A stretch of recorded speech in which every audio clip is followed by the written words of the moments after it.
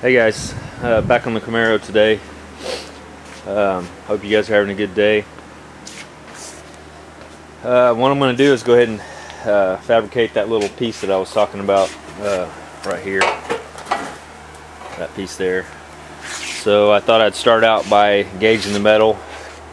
And also this is that piece that I was talking about that goes underneath the quarter panel, the rear quarter panel. So I thought I'd gauge that while I was here, and you can see I got a little sheet metal gauge here. These are pretty nice to have, especially when you're welding and stuff. Anyway, so gauging this, let's see if you can see that. That's 20 gauge. Okay, that's just your regular sheet metal. So I'm gonna need a piece like this. This is the aftermarket stuff, and see if I can get a gauge on that. Yeah, there you go. That's 18 gauge. So I found a spot on just to figure out if aftermarket panels that they're making is the same as the originals. Sucks getting old. You make a lot of grunting noises and shit. Alright, so I found a spot down here that it fits, and it's actually smooth, so hopefully I'm holding that right. But anyway, it's 18 gauge as well, and it fits on there pretty nicely. So yeah, this panel, the original rocker, is 18 gauge, and obviously the sheet metal up here is 20 gauge. So anyway, so yeah, I'm going to start fabricating that panel, and I'll kind of take you along as I go. So I'll talk to you then. See you. Put this back on for a second. This is the old panel, and what I'm doing is, you can see where my spot welds, I cut my spot welds out. Well, I just stuck it back up there, fitted it up, and then remarked where the original factory welds were, and that's where I'll re-weld it. Try to keep it as close to factory as possible. And you know, it'll probably be smooth. You won't ever see them or whatever. But I did learn something at the body shop, which is, you know, take it how you want, but my boss said there's a way to duplicate the factory spot welds, and he said what you do is take a pencil eraser, and once you spray the primer down, when it's starting to dry, you just take the pencil eraser and kind of push into the areas where you want your factory spot welds to look. Well, the issue is a lot of times you won't know exactly where those were, so you're just kind of making them up. And while it's going to look like factory, you know, if whoever goes to cut those back out someday, if they ever have to replace it or whatever, they're going to be disappointed if you missed. You know, they're going to be doing a lot more spot welding that they didn't have to do. So anyway, thought I'd share that with you real quick. Like I said, I just kind of put that up there and mark the spots for the spot welds, and I think I need to get me a little white paint pen or something so I can see them better, but I can see those pretty good. That's just a Sharpie. Anyway, alright, I'm going to get back on this other panel. I picked this up. I was looking for a piece of metal to match the 18 gauge steel, and I saw this and I thought, hey, while I'm doing this, I go ahead and mark that out. So got a little sidetracked, but yeah, I'll get back on the other deal. Talk to you in a little bit. Show you something real quick. This is a piece off of that 2000 Chevy Silverado that I did a year back or so, maybe two. Anyway, I don't throw anything away, so when I splice this off, I keep all this metal just in case I need to make patch panels or something for something else. But anyway, you can see how thick that is, and that's a Taiwan part, made in Taiwan. That's coming in. But anyway, that's 14 gauge. So pretty good stuff, pretty thick, pretty heavy duty. It's too heavy for what I'm doing right now. I thought maybe I could use that for this piece that I'm making, but it'd actually be too thick. which is surprising because that's the same area. That's a rocker. That's a rocker for a truck, and then that's the car rocker. You know, 1967 was actually 18 gauge steel, where this is 14 gauge. So, kind of give you a perspective on, you know. I used to think, oh, well, they just don't make cars like they used to. Well, looks like they make them pretty thick, pretty good stuff. So anyway, of course, this is a truck and that's a car, so there may be obviously differences there. I don't know, but just thought I'd kind of throw that at you real quick while I was looking for a piece to make this out of. So, all right, I'll bring you back. Here's what I'm doing. Got this. I kind of like this. The cardboard that's got the shiny stuff on it seems to work pretty good.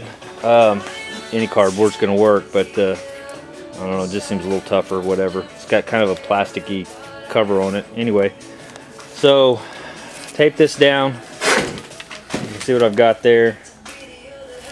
I just used the actual piece and you know, bent it, cut my split just like the part in there, split, and make my template. So now I can take it off, flatten it out, cut my piece onto a piece of metal or scribe my line, and then cut it out, and then start bending it and making it where I need it. So anyway, I think most of you guys already know how to do this, but I just thought I'd throw it out there for maybe anybody who's just starting out. So alright, hey guys, I'll bring you back. Remember the OSPO test, right? You remember the piece I had that I hit with the iWater, turned out real nice. This was the piece that didn't have any OSPO or anything under it. Anyway, it's just an extra piece of scrap, and I was just probably going to toss it aside, use it for a patch. Well, I'm going to use it for a patch for here. It just happens that the way I did that is just about perfect. And maybe able to leave that coating on there and just scuff it up before I, you know, put the next coating on. But anyway, I think I'm gonna use this for the patch. It'll probably work out pretty good. So, all right, I'll bring you back when I start bending. I got the piece in there. You can see this is it's got a vise. I don't have a sheet metal brake, so this works real well for me. I just took a couple pieces of angle, put it in there, sandwich it up, and then I'll manually knock those over, and it works just fine. Eventually I'll probably get one, but as of now. Alright, I'm going to set this camera down so you guys can kind of see how I'm doing this. And I use a spoon, basically tap it over, it equalizes the blows, then you're not just hitting a smaller area with the hammer. Not that it's going to make that big of a difference, but I do it that way, so and you'll see how it works out. So hold on a second, let me set the camera down.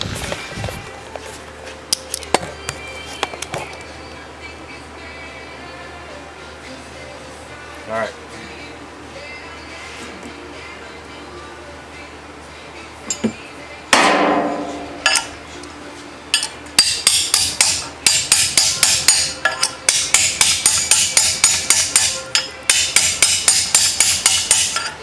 Yeah, I'm kind of working it across all at the same time.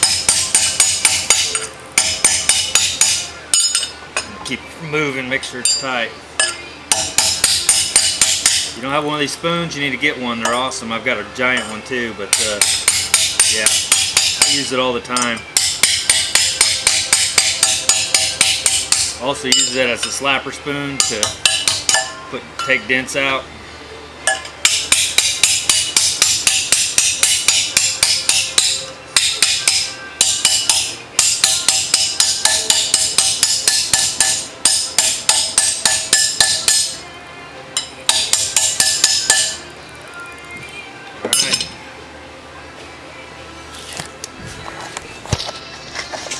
You can see there, it's nice and flat, pretty good radius on it. And there goes all my tools.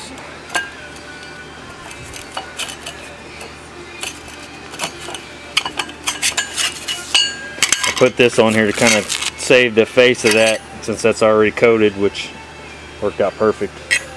But yeah, so there you go. Like I said, it'd be nice to have a sheet metal brake, but like I said, I haven't bought one yet, and that works out fine. So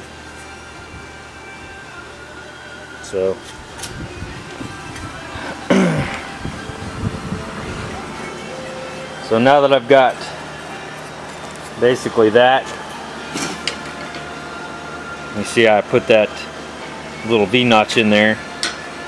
I've got this scribed. I'll stick it back in the deal, and I'll bend it down, same deal, and we'll have our patch. I went ahead and cut it a little bit bigger. You can always take more off.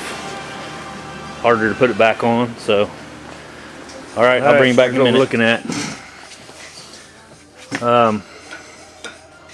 and you can see here, fitment's right on the money. Cut those a little bit longer. Like I said, you can always grind some of that off if you need to. On this, it's not really going to make a crap. I'm considering butt welding it. I'll put it on the new piece there and consider butt welding it. I also left it long like that because I thought I might just drill 4 holes here, here, here, and here, and then basically spray some weld through primer and then do plug welds. Not on the outside, obviously, it'd be underneath the panels, so where that wouldn't be showing. But the issue is if I do that, I'll have to either weld all this in, or I'll have to what do they call it, seam seal, because you don't want any moisture being able to get up underneath that piece of steel, because then it'll start rusting again. So the butt weld may be the way to go, and so I don't know, I'll think it over and see what I want to do. But anyway, yeah, there's the panel. Like I said, pretty easy to make, no big deal, and it'll work. All right, I'll bring you back. All right, guys, there it is.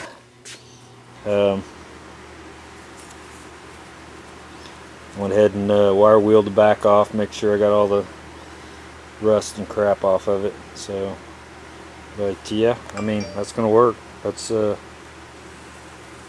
the inside's already coated, so you know, I'll weld down the edge there, and that'll burn away, but then I'll just recoat it because I'm able to access that panel from the back side. So there it is. Anyway, I'm gonna start cutting the other piece out and getting that together, and so there it is.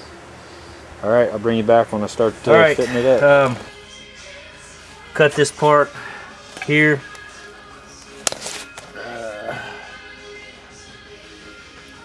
It's hard to look through this little screen and tell where I'm at, but anyway, yeah, there it is. Cut that out. Trying to get all this stuff here off. Remember this tool? I've got one of each. This is made by Steck. This is where these come in handy. These are seam busters, basically. And this little L-shaped one, you can see that. You get right up underneath the seams there and just hammer the hell out of it. Go down, up, whatever. Just kind of getting behind those seams and working it up like that. And works real good. See if I can set the camera somewhere. Probably not. It'll probably fall off to set it here, but we'll give it a shot. Also, this hammer, that's a Martin. You can see that. Anyway, awesome hammer. This thing's probably older than I am, and I don't know, I think I picked up the garage sale or somewhere, and you know what? It's awesome. Buy good tools if you can.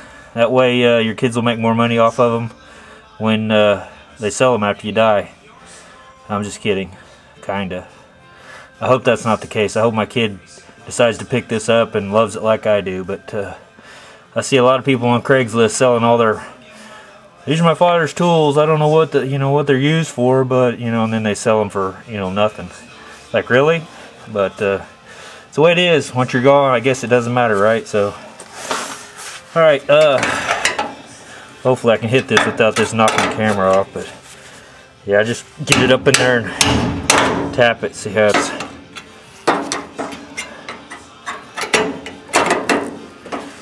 pry back.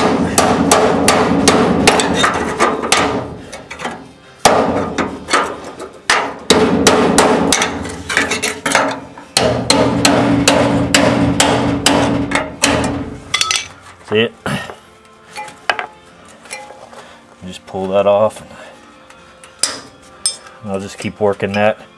This has been bent in, but I'll keep working that little tab off there and grind all this smooth and make it nice, and bend this back out so I have something to weld the new tab on.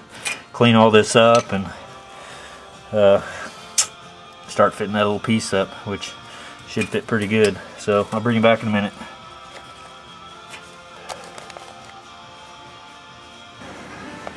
Alright, there it is. You see I got it all fitted up here. So now all I gotta do is grab my line here where I want to cut it, and I'm gonna butt weld it. Like I said, I can get to the back side under here, so I can clean up, clean all that up in there. I don't know if you can see that, but anyway, yeah. And this will all be seam sealed, but so that ain't gonna matter. Yeah, I'll just butt weld that joint right there, and that'll be it. That'll be the patch. Clean it up, and I'll bring you back when I get her done. I think that's gonna look pretty good. About as factory as you're gonna get. So,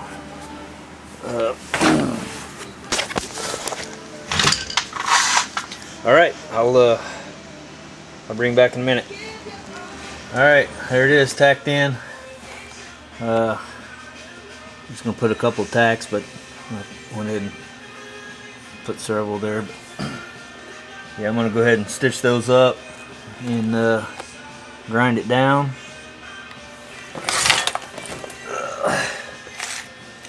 Let's see. If this light will help or hurt. There you go. Went ahead and rounded those corners too, like they were on the other one. Kind of give it a little factory look. So, all right, I'll bring you back when I get a little bit more. All right, I got several rows of tacks in there. I haven't got it filled in completely yet. But what I like to do is once I get several rows of tacks in good, I'll go ahead and grind those tack welds down, and then take me a dolly, put behind the weld, and I call it planishing. You basically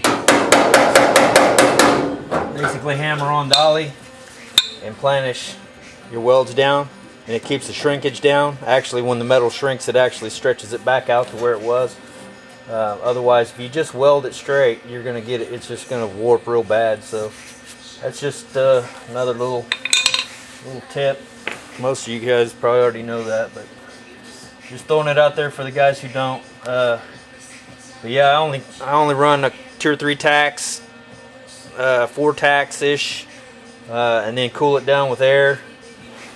Keep a little air deal over here, cool it down, kind of jump around a little bit, and then grind them down. Again, grinding, you can create a lot of heat, which will warp it. So yeah, and then planish it out, and then just finish up. So I'm gonna finish. I got 3 or 4 little spots that I got to cover, and grind her down, and done deal. So I'll bring you back. See ya. All right, there it is. There goes the grunting noises again. This light will make it worse, or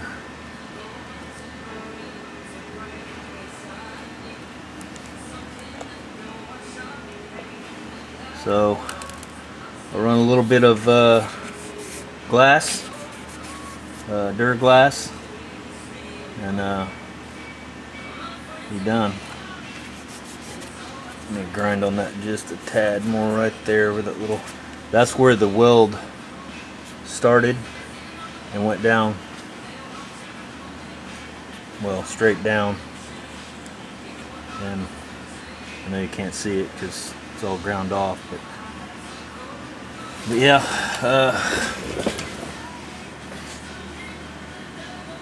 that's it. And I'll probably put, since I can reach it, I'll probably put a bead of seam sealer back here, just over where the back sides of the weld is. That way it doesn't try to rust on me. But yeah, I like it. I was going to tell you also, can't find it now, but anyway, I'm a cheapskate. I use these. I got a 2-inch disc on the back, and I like it because they flex down and you can, you know, get into tight spots and everything like that. But they tend to wear on the outsides real bad. So then what I do is just like here, I just cut that ring around the ring. Then I got a 2-inch, you know, instead of buying 2 inches and just wearing out this. So I kind of get a double usage out of the.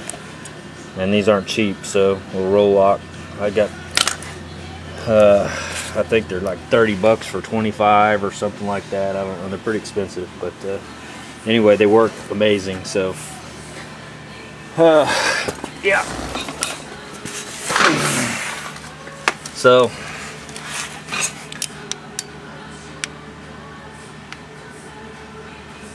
yeah, I got a little bit more cleaning to do, and I'm gonna take this panel back off now that I got that made, and go ahead and spray down inside there and make sure I get all that coated real good where I had to grind all the metal and everything down. So, but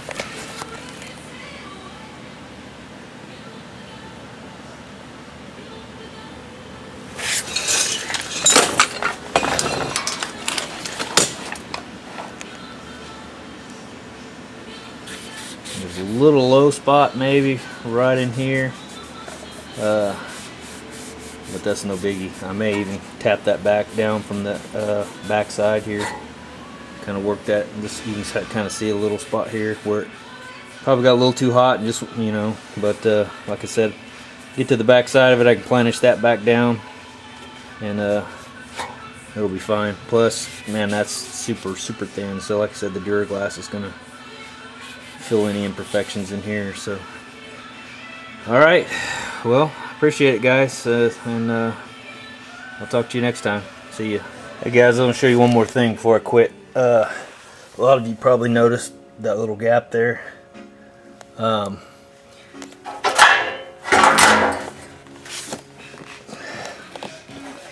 See that?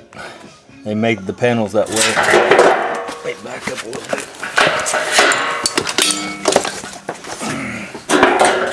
Yeah, that's how they come. They actually have a indention. My indention is a little smaller than what they've got, but not exactly sure what the purpose.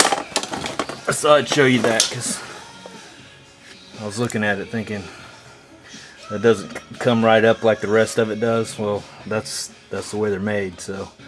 And the wheel well comes in here behind that. So, all right, that's probably it for me today. Got it all done and looks pretty good. So I may call it quits for the day. So talk to you guys later.